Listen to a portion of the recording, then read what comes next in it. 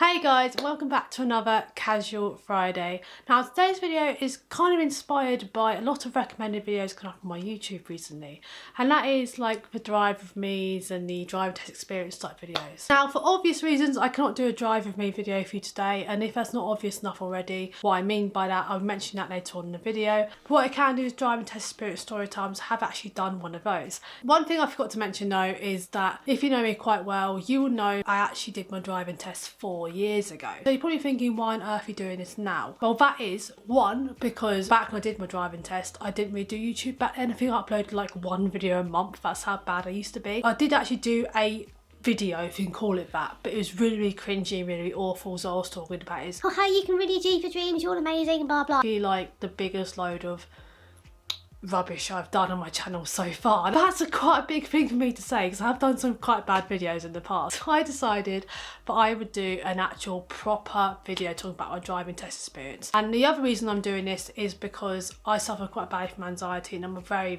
nervous driver. And I'm very happy to say that I actually passed my driving test first time and my theory test first time. So I'm really hoping this will actually help someone. So if someone's watching this right now who's really nervous about taking a driving test, when they actually watch this entire video and see how wild of a ride my driving test was, and I still passed first time despite the fact I'm such a nervous driver, then hopefully they'll think, oh well, if she can do it, but anyone can do it, which is very true. If I can do it, anyone can do it. Anyway, let's begin. Back in the day, I sound really old, I had actually had two instructors. The first instructor I had when I was 17. It got to a point where, because I was so nervous, I make a lot of stupid mistakes, and he started shouting at me. Now I'm not going to name and shame him because for one, he doesn't even do it anymore, so this was back when I was 17, that was a long time ago, and two, because don't believe naming and shaming people or companies unless they do something really bad. He used to come home multiple times in tears because of him shouting at me, so I decided instead of keep going and causing a potential accident and killing myself or someone else, I thought I would actually stop driving for a while until I've calmed down and maybe get back into it later on. And that didn't happen until I was 21 because I got into university, and then I decided I wanted to get a licence for university. Now I'm not going to go into much detail about my driving lessons because this is actually about my driving test, this video, but if you'd like to see that, get this video to, let's say, 30 likes and I'll do an actual driving lesson story time video. But anyway, so 2014, which is when I got into uni, I managed to book block of lessons for a new instructor. Now I was obviously still quite traumatized from like the last time I tried driving, so one thing that hadn't changed about me is that I used to have panic attacks every single lesson. So even if I had a good lesson or a bad lesson a week before, I'd have a panic attack regardless. This didn't really change, unfortunately. And also because of this, I think I had like a lot more hours than a normal average person would have. I think I had like 40-50 hours of lessons, which is obviously quite expensive for one thing. But the reason I did that is because I wanted to book my test before I went to uni and obviously pass it, but I didn't feel confident enough to take my test. Now I'm one of these people who has to feel confident enough at doing something to actually go ahead and bite a bullet and do it. And my problem was with driving is that I never felt confident enough to do it. So I was like, if I can stop having panic attacks every single lesson, then I'll book my test. But unfortunately that wasn't happening. I think it was like June 2014, my instructor said to me, she said, if you don't book your test now, you're never going to do it, which is true. I was never going to do it. And she gave me an early morning test because she knew I'd spend all day worrying about it otherwise. That's when it got real, as they call it. My instructor had got a new car the day before, so I was literally driving this brand new car I'd never driven before, and I was also taking my test in this brand new car. And I ended up being the first person to pass in that car. It was absolutely amazing. I genuinely have no idea to this day how I did that. And then we got to test centre. Now I'm one of these people who, when I'm really anxious, I'm either really quiet and it's really obvious I'm freaking out, or I go the opposite way and I just be really giggly, I crack loads of jokes, and I'm just generally really annoying. Unfortunately for everyone in the test centre, I was in my annoying, giggly, crack loads of jokes mood that day because I was absolutely terrified. And how I deal with it is I try and make people laugh, and if they don't laugh it makes me feel worse.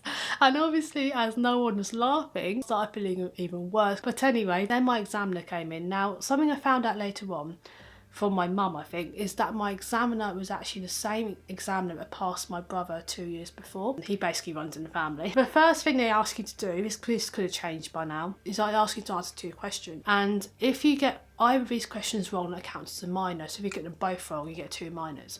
Now I think you need to have 12 to 14 minors to fail your test. I'm not sure. Please comment down below what it actually is if I'm wrong. And if I am right, please let me know. And obviously a major is an immediate fail. Obviously we only have 2 questions because it'd be really unfair to give you like 10 questions, and if you get them all wrong you start off the test with 10 minors. I remember the questions were quite easy as far as I'm aware, but I don't know if I got them right or not, so I wasn't actually told. But anyway, I answered the questions and then restarted the test. I just want to say before I carry on, a lot of this may have changed by now. So I did take my test 4 years ago, but I'm hoping that some of it is still relevant, otherwise this video is going to be completely unneeded. But anyway, so the test actually started, and the one thing that's really freaking me out was a lot of people do fail just leaving the test centre because they'll be in the wrong side of the road. Obviously our test centre, we had to go round the corner to get out of it. I remember going the wrong side of the road for like 2 seconds, because when you go around a corner you do go on the wrong side of the road slightly sometimes, and that's all that I did. But at the time I went on the wrong side of the road and I was like, That's it, definitely failed that one. so that was a great start. I started my test already thinking that I'd failed. Now I probably shouldn't admit to this, but when I actually started driving, I was kind of out of it. Like my brain kind of just switched off, and I went into like this really weird dream-like state for the entire test. And I honestly believe now that this may have been the thing that helped me pass, helped me stay calm, because if this hadn't happened to me, I would have probably completely freaked out and failed my test. But I just remember thinking, I felt like I was dreaming the entire test, and my body and my brains took over. And I somehow managed to remember everything I had to do. But anyway, you have to do at least 1 or 2 moves on your test. This may have changed by now,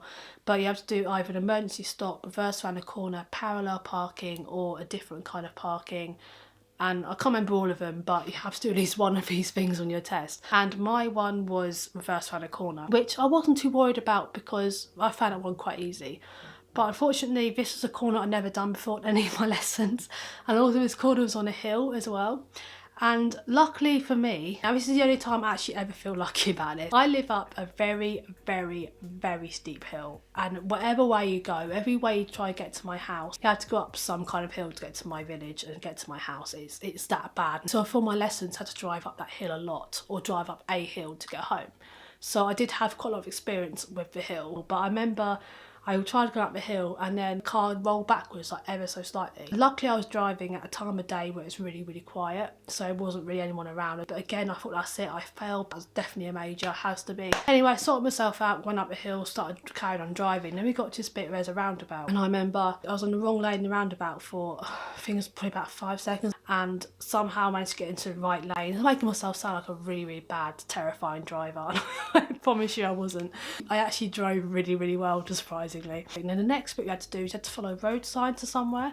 Now I know for a fact this is changing, it may have already changed, but I think they're changing it to you have to follow sat-nav now. So remember on my lessons I did actually struggle following these road signs. Anyway, I managed to do it, and we got back to the test centre.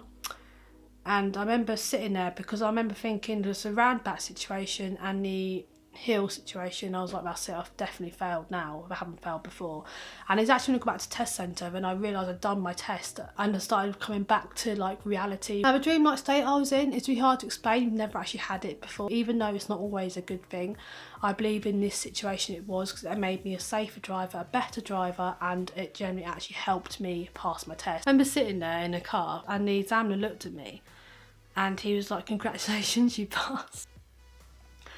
I never think about it, even now, I get like really, really emotional. I don't think I've ever been that proud of myself since before I graduated. I think the last time I felt that proud of myself was when I graduated. And obviously this was before that. I mentioned the thing where I went down a hill and long lane roundabout, and he was like, they would have been majors, but because you sorted them out so quickly, they were only minors. I just couldn't believe it. And he said, you only got 4 minors. And I was like, oh my God, that's amazing. I don't know what the other 2 minors were. I don't know whether they were just the questions I possibly got wrong, or whether I did something that I just cannot remember even doing, which is a fantastic thing to say in this video. I'm probably never going to be allowed to own a car now after this video, let's be honest. So then my instructor came over and I said to her that I'd passed, and so overwhelmed with emotion.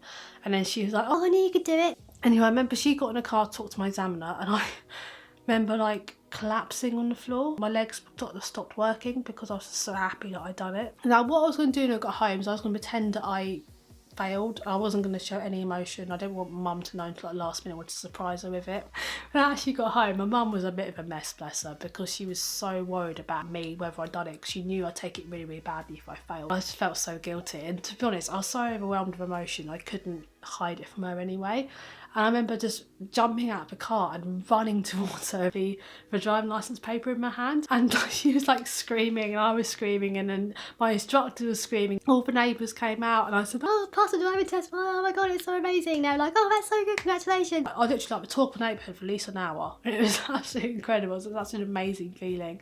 Anyway, that's the end of the video. I hope you guys all enjoyed that. I hope it reassures someone's about to take their test. If you're about to take your test, massive good luck. I hope it goes great for you. And if it doesn't, please don't beat yourself up. Sometimes it's completely not your fault at all. There's been so many cases I've heard of my friends who didn't pass first time, moving second time because their examiner is really, really strict. Anyway, I hope you guys all have a fantastic weekend and I'll see you guys in the next video. Bye.